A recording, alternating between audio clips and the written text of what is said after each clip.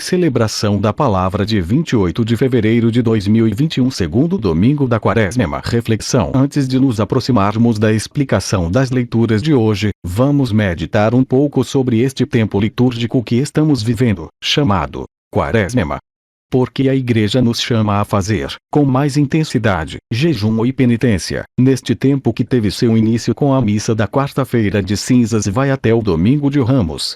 O primeiro motivo é que após este tempo de Quaresma que estamos vivenciando, teremos os sofrimentos de Cristo em sua paixão, morte e no terceiro dia, a sua ressurreição com a Páscoa. Então, para melhor viver esses momentos tão especiais da nossa fé, a Quaresma é para nós momento de conversão, momento de mudar a direção. Principalmente nas pequenas coisas, veja que a Igreja pede o jejum, uma pequena alteração no ritmo em que você vem se alimentando. O sentido do jejum não é a preocupação com a sua saúde, por parte da Igreja, e nem você deve cair no erro de pensar em aproveitar a Quaresma, para enfim começar aquela dieta que faz tempo que você está programando e agora chegou o grande momento. Todo o jejum ou penitência que você faz na Quaresma, ou fora dela, é para Cristo que o faz. Então quando você está no meio de um jejum e vem aquela fome, esse é o grande momento de se alegrar muito e dizer baixinho para si mesmo: é para ti que eu faço.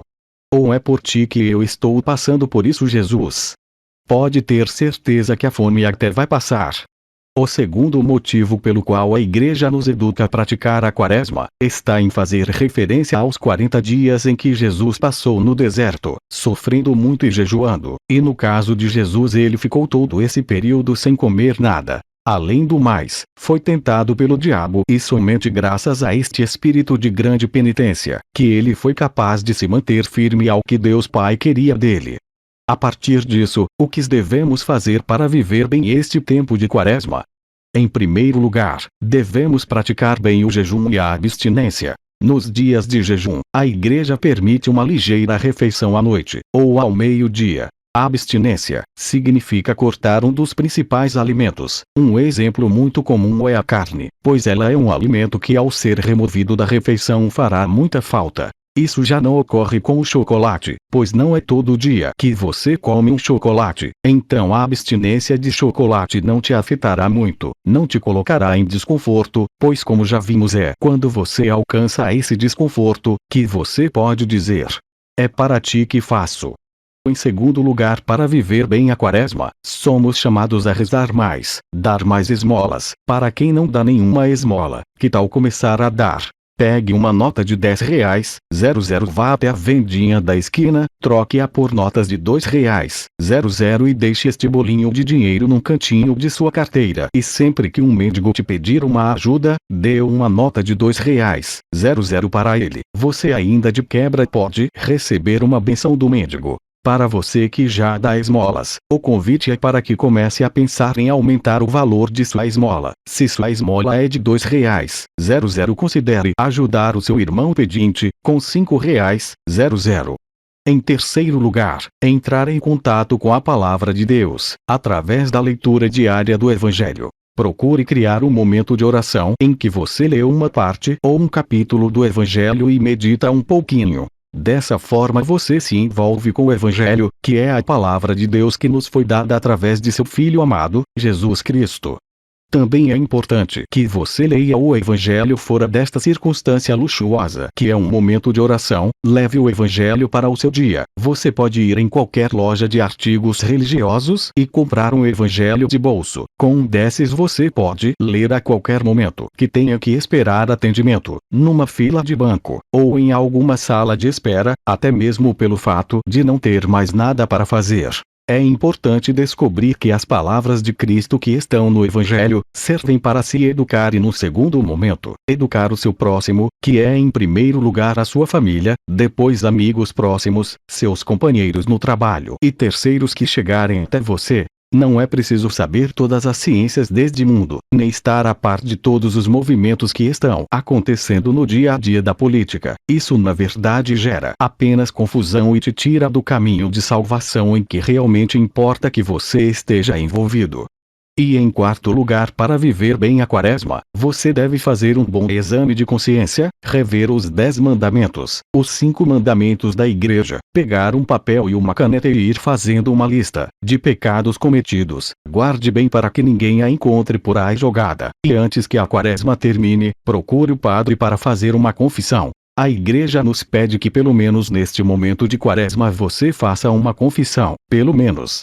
Ou seja, o ideal é que você ao longo do ano faça mais confissões. Nunca deixe de passar mais de que um ano sem se confessar, e com tempo e costume, vá reduzindo este período entre uma confissão e outra e termine fazendo uma confissão a cada mês.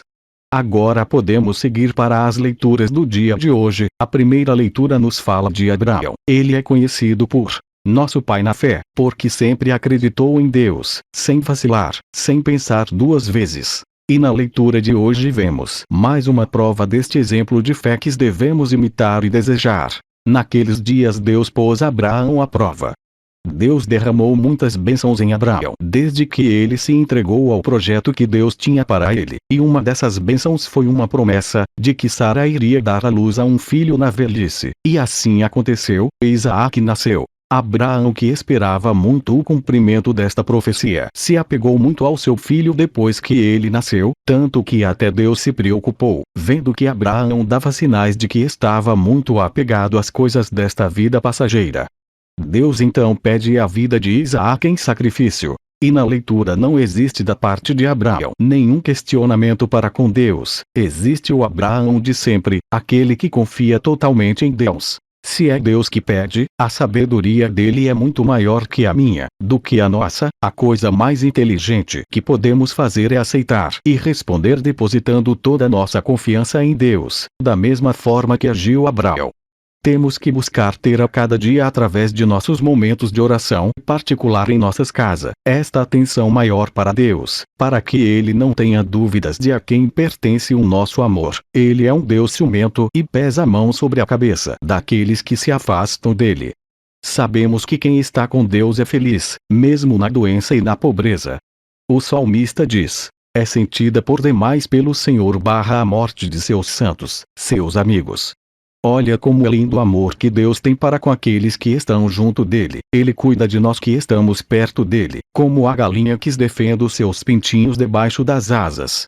Em outro salmo se diz que Deus luta contra os inimigos do homem justo. Então, meus irmãos, reze e se aproxime de Deus através da leitura do Evangelho e se torne cada vez mais santo, e deixe que Deus lute suas batalhas. E também pense por um momento se aquela pessoa com quem você anda brigando, será que ela está tendo uma vida santa, ou se esforçando para ter uma? Se ela for santa aos olhos de Deus, pode ter certeza que Deus está pegando para si suas batalhas. Não parece ser boa coisa travar uma luta contra Deus. Se recolha, comece a rezar, procure fazer as pazes com seu irmão e você cairá também nos agrados de Deus, e ele também será aquele que luta as suas lutas. No Evangelho, Deus diz: este é o meu filho amado. Isso nos lembra do amor que Abraão tinha por seu filho Isaque. É bonito ver que Deus pediu a vida de Isaque a Abraão e na última hora, satisfeito com a demonstração de fé de Abraão, pediu que um anjo parasse o sacrifício que estava acontecendo. Mas o Filho amado de Deus está a caminho de ser levado a sacrifício, para nossa salvação, pelo grande amor que Deus tem por cada um de nós. Jesus diz a seus discípulos no Horto das Oliveiras, fazendo referência ao anjo que Deus mandou para segurar a mão a Abraão: não poderia eu pedir a meu Pai que mandasse legiões de anjos para que me salvassem? Jesus, ao fim deste tempo de quaresma, será crucificado em um grande gesto de amor para com cada um de nós. Vamos abrir o nosso coração para Cristo, vamos desproteger o nosso coração para Cristo, se entregue totalmente a Cristo através de suas orações, pois Ele não desaponta, Ele não machuca, Ele cuida, e contigo passa a caminhar nesta vida tão passageira. Louvado seja nosso Senhor Jesus Cristo!